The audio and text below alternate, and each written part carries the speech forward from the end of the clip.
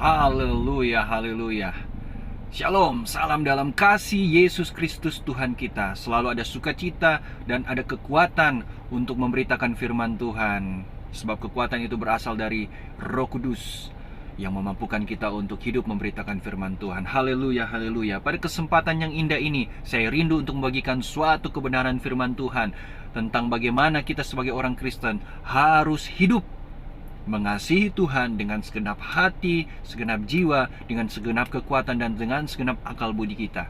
Kita baca dalam kebenaran firman Tuhan Injil Matius 22 ayat 36 sampai 37. Dikatakan firman Tuhan, "Guru, hukum manakah yang terutama dalam hukum Taurat?" Jawab Yesus kepadanya, "Kasihilah Tuhan Allahmu dengan segenap hatimu, dan dengan segenap jiwamu, dan dengan segenap akal budimu."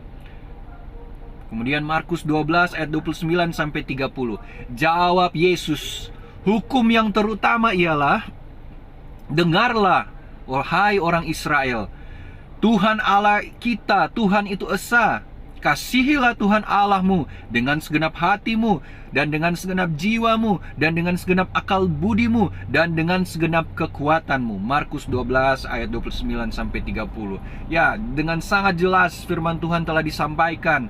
Dan firman Tuhan katakan, kasihilah Tuhan Allahmu. Kita harus hidup mengasihi Tuhan Allah yang kita sembah. Kita harus hidup mencintai Tuhan kita, mengasihi Tuhan kita. Bukan dengan setengah-setengah, tapi dengan sepenuh hati, dengan segenap jiwa kita, dengan segenap akal budi kita, bahkan dengan segenap kekuatan kita. Kita mau mengasihi Tuhan kita, mencintai Tuhan kita. Kita boleh hidup memuliakan Tuhan.